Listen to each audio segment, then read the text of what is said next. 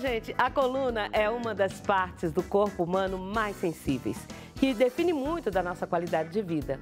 Se ela começa a doer demais, é sinal de que algo não vai bem. Dito isso, o que podemos fazer para ter uma coluna forte, que permita mobilidade e qualidade de vida? Então, o Dr. Túlio Rocha dá as dicas necessárias pra gente. Ele está aqui de volta no nosso programa Aqui em Casa, porque quando ele vem, quando ele vai embora, fica mais perguntas. Bom dia, doutor. Bom dia. Tudo bem? Maravilha. Seja muito bem-vindo mais uma vez. Obrigado. Tá mais uma vez com vocês aqui, é sempre muito bom. Ai, que ótimo. Vamos bater um papinho então aqui, porque Vamos lá. Esse é um assunto que não tem fim, hein? Não tem. Dor nas costas, dor na coluna. Quais são as dicas para ter uma coluna saudável? Olha, Cleide, eu sempre falo para os meus pacientes e aqueles que me acompanham no Instagram ou nas minhas redes sociais, no meu site, que para a gente ter uma coluna saudável, primeiro a gente tem que ter atividade física regular, porque para a gente conseguir uma coluna que ela seja saudável, a gente precisa dar a ela sustentação. Porque a coluna ela é muito extensa, Cleide, muito. Ela sai aqui do pescoço e vai até na região do quadril. Se a gente não tem uma musculatura que possa sustentar essa coluna, com certeza lá na frente ela vai dar problema. Então, o primeiro passo é ter uma atividade física regular. Tá, isso aí é até uma prevenção. Uma prevenção, mas também é no sentido de tratamento. Eu havia comentado até com você nos bastidores que as pessoas às vezes nos procuram quando eles já têm um problema instalado. E deveria ser diferente. A gente deveria olhar mais a medicina e essa parte da coluna de forma profilática, de forma preventiva.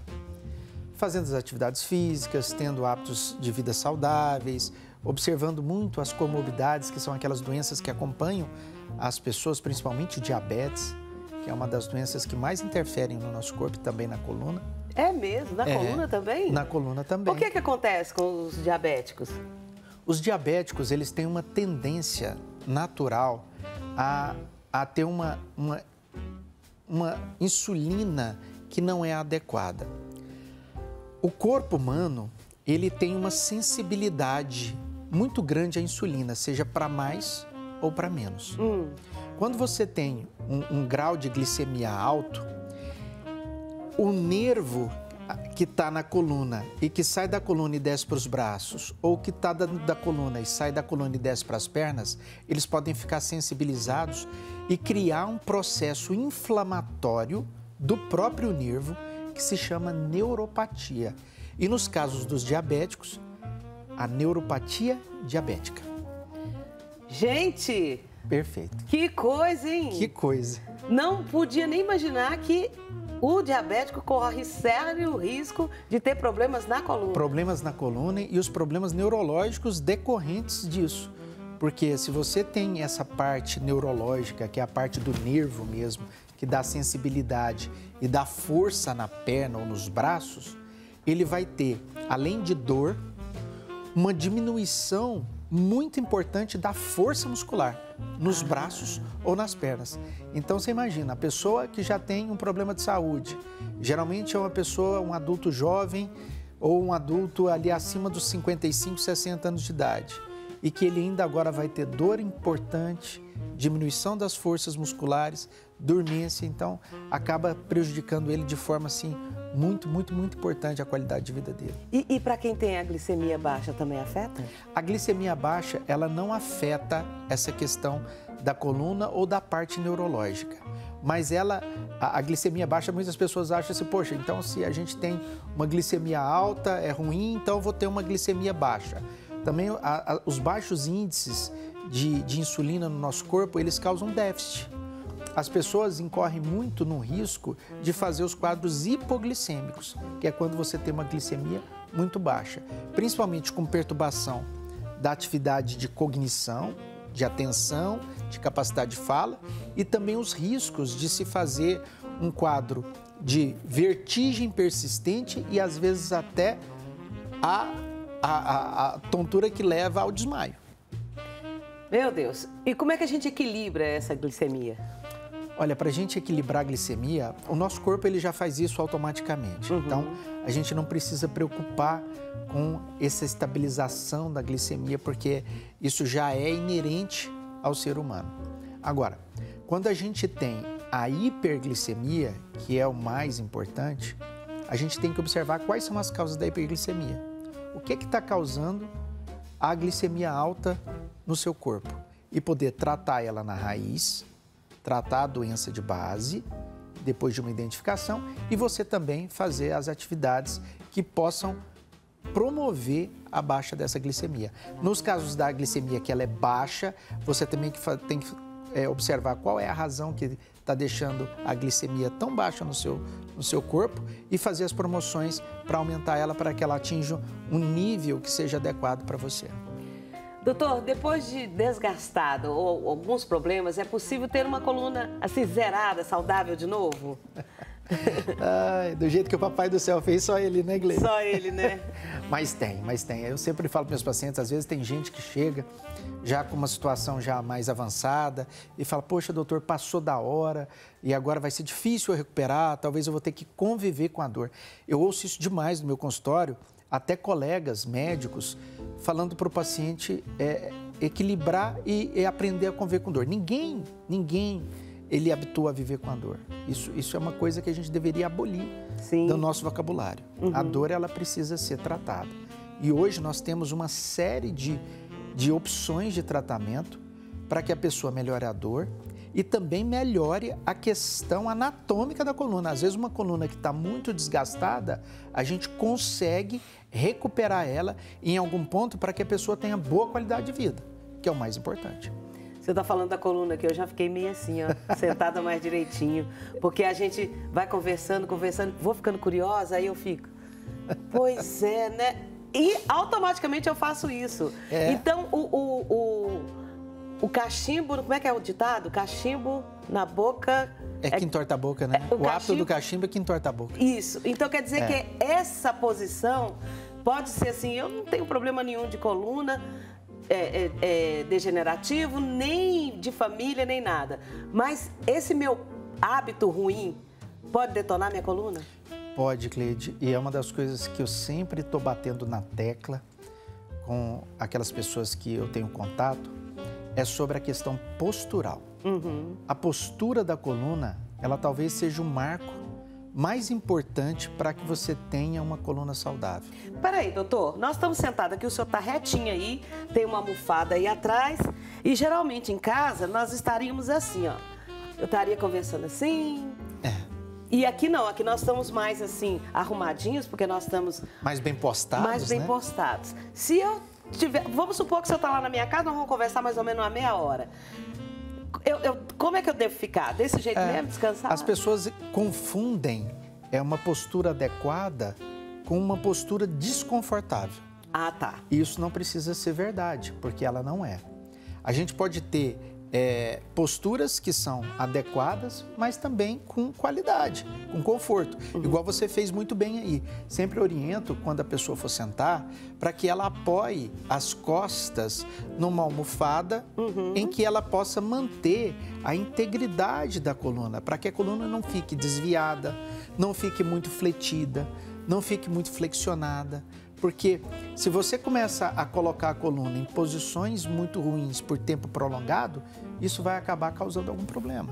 Então, do jeito que você fez aí, é uma ótima situação. Coloca uma almofada, encosta, para que você não exija a sua coluna e que ela fique confortável. Agora, o que a gente vê muito, esses vícios de posição, é no trabalho. As pessoas começam a trabalhar e, às vezes, hoje, muito perante o computador, sentadas, e elas vão ficando cansadas e elas vão procurando meios de ficarem mais acomodadas e admitem as posturas que são viciosas.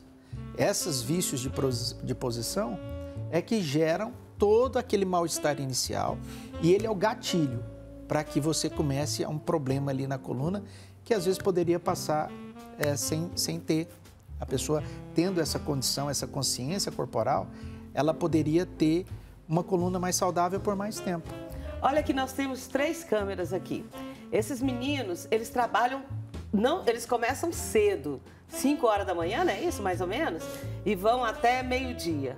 Alguns com câmeras no ombro. E, às vezes, alguns tentam encaixar a coluna para fazer ficar mais confortável. Mas todos eles reclamam de dor. Falou, dor é o que nós mais temos. O que seria, assim, um jeito para que eles pudessem trabalhar com mais conforto, já que eles têm que ficar em pé muito mais tempo? É uma pergunta super inteligente e hoje já existe dentro do nosso trabalho um padrão de avaliação para o trabalho, para que você possa ter conforto, trabalhar de forma adequada e preservando não só a sua coluna, mas também como outras grandes articulações, como o joelho, o ombro e o quadril. O que a gente tem nessas pessoas que fazem esse tipo de trabalho e que ficam em posição em pé ou sentada durante tempo prolongado e que tem carga associada, ou seja, tem equipamento associado, é o uso, primeiro, de uma cinta lombar, que é uma cinta lombar que chama laboral, ela tem um nome que chama PUT. Essa cinta, ela faz um reforço muscular. Olha que legal! E ela tira a intensidade de carga que é colocada na região da coluna lombar. E para a coluna de cima, essa torácica que fica nas costas da gente, existe uma associação da cinta lombar com presilhas que você usa um tipo de um suspensório. Olha! É um suspensório em X que você mantém a sua postura, tirando carga dos ombros e de toda a região das costas e fazendo esse equipamento ser bem distribuído com a sua carga. Então, olha, nós já temos esses equipamentos de trabalho que são ditos ergonômicos. Que interessante. Doutor, também tem um outro tipo de pessoas que sofrem muito com problema de coluna. São os cuidadores. Por mais que tenha aquela pessoa magrinha ali, que eu tô cuidando, não pesa tanto, mas eu tenho que levar pro banheiro, eu tenho que levantar, eu tenho que fazer isso. E essas pessoas sofrem muito. Sofrem demais. Eu acompanho isso porque nós temos pacientes que são pacientes acamados e que sempre estão presentes no nosso consultório ou nas nossas visitas domiciliares, porque vez ou outra a gente tem que ir até o domicílio do paciente para poder vê-lo, porque ele é incapaz de se deslocar ao hospital ou ao consultório. E o que a gente vê nessa realidade, Cleide, é que os cuidadores, eles, no intuito de ajudar o paciente, mobilizar ele na cama, levar ao banheiro, colocar na cadeira de rodas, ele acaba tendo posturas ruins ao fazer isso. Uhum. Então, o que a gente orienta para esse tipo de segmento? Primeiro, se você vai ser um cuidador, automaticamente você vai estar inferindo carga no seu corpo, porque você vai ter que ajudar uma pessoa que não é capaz de sustentar sozinha. Uhum. Então, ele tem que ter uma atividade física regular. Porque se ele tiver um condicionamento da fibra muscular e volume muscular, ele protege a sua coluna e outras articulações contra o desgaste precoce. E quando você for auxiliar o paciente para movimentar na cama, para levantá-lo, observar a postura. Porque hoje a gente sabe que algumas posturas, elas são colocadas para que você possa mobilizar o paciente na cama de forma adequada. Uhum. Existem técnicas para isso. Para você pegar e abaixar e colocar o paciente na cadeira de rodas usando a força do quadril, da coxa e não da coluna. Então, são pequenos detalhes, são pequenas orientações que a gente consegue dar a esse cuidador para que ele tenha uma qualidade de trabalho também adequada. Porque senão, no futuro, ele vai ser o nosso paciente. Gente, olha só que importante isso que o Dr. Túlio acaba de nos revelar, né? O tanto que você que cuida, que às vezes nem é profissional, é uma pessoa que está cuidando da mãe, está cuidando do pai, está cuidando do avô, que não tem noção nenhuma do problema que está causando para si mesmo. Você vai virar também um paciente. Preste bem atenção e o doutor está dizendo que tem técnicas para isso. Onde eu busco essas técnicas?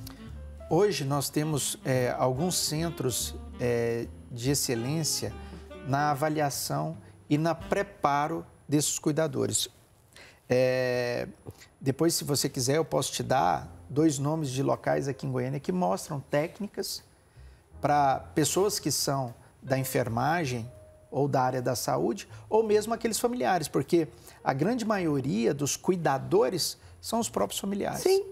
Né? Então, eu posso passar para vocês que são pequenos cursos, pequenas palestras que mostram como você pode fazer esse tipo de trabalho com melhor qualidade e com menor prejuízo para a sua saúde. E tem isso online? Tem doutor? Online, tem a proposta online e tem a proposta presencial. É porque tem que ser online, porque nós estamos no Brasil inteiro, né? Exatamente, nós temos isso online. Eu posso depois passar para vocês. Tá, passa sim. Para fazer isso. É muito, muito interessante, porque às vezes a gente recebe no consultório o seguinte: nossa, doutor, eu estava cuidando do meu pai e agora eu estou com uma dor imensa porque eu faço isso, aquilo, e sem nenhum preparo, sem nenhuma técnica. Uhum.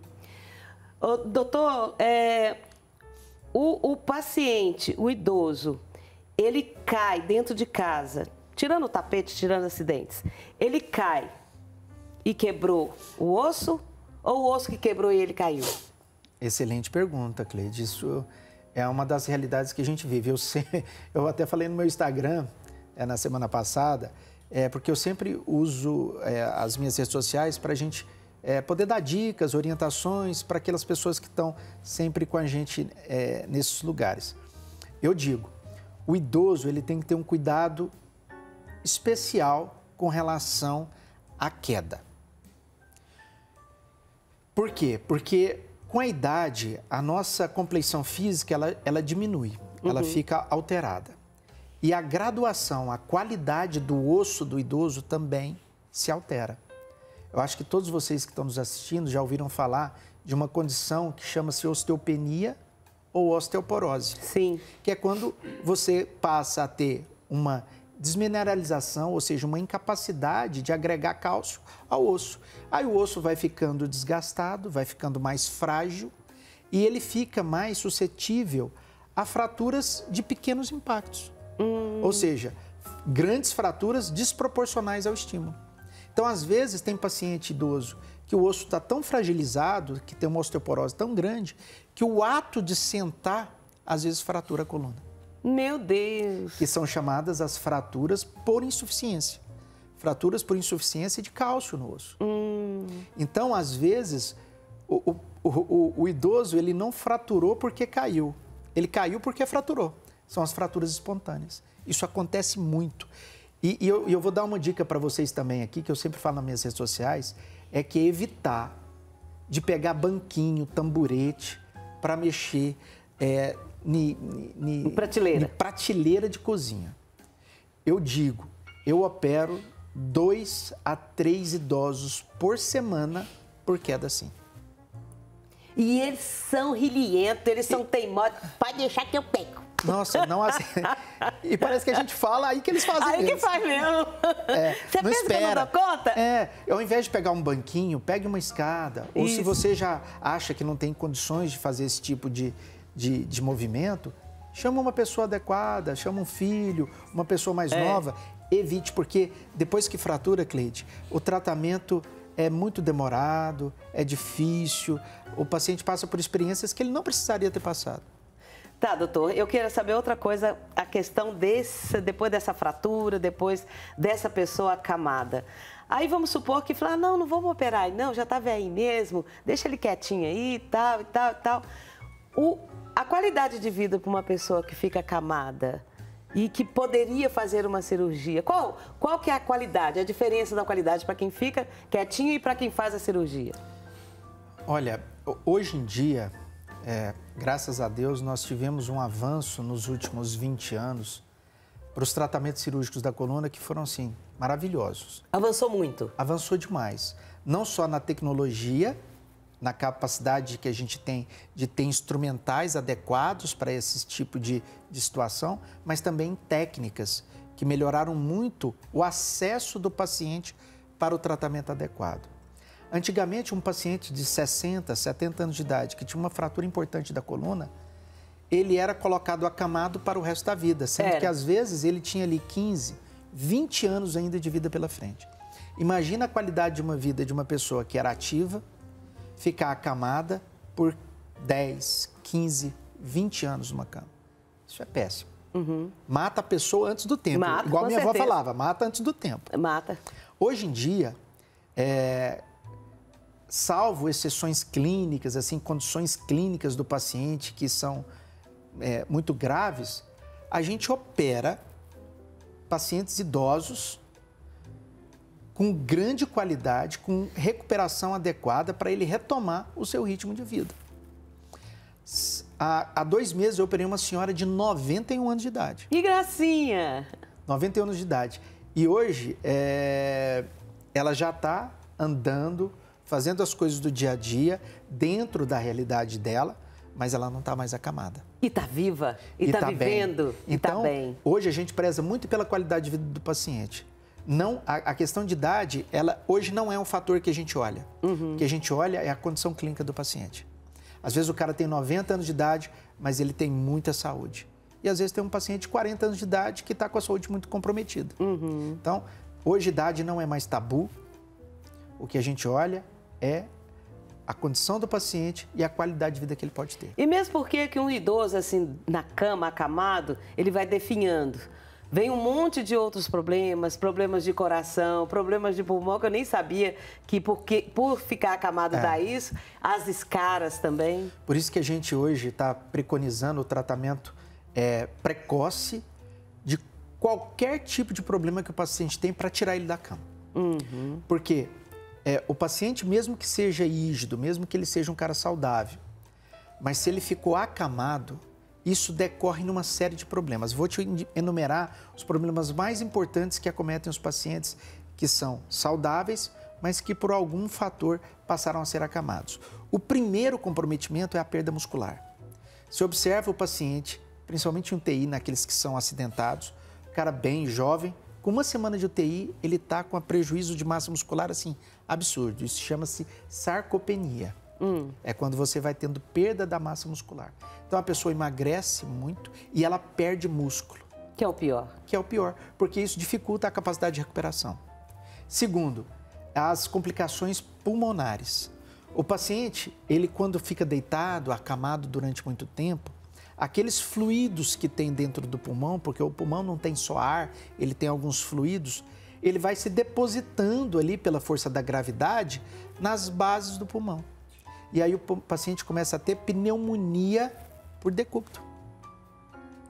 É muita Pneumonia coisa. porque está deitado durante muito tempo. Aqueles fluidos não circulam e ele vai acumulando ali no pulmão, impedindo e piorando a capacidade pulmonar dele. Gente, é muita coisa que pode acontecer com seu vovô, com sua vovó, com seu pai e sua mãe, ficar acamado. Deu problema de coluna, o doutor está dando um exemplo aqui, operou uma senhora de 92 anos, 91. né? 91 anos. Cuida do seu idoso, vamos fazer essa cirurgia porque para ter mais qualidade de vida. Ah, tá velho mesmo, vamos deixar aqui. Não faça isso não. Doutor, muito obrigada. Deus o abençoe. Um prazer Volte mais estar aqui. vezes. Claro, vou estar com prazer.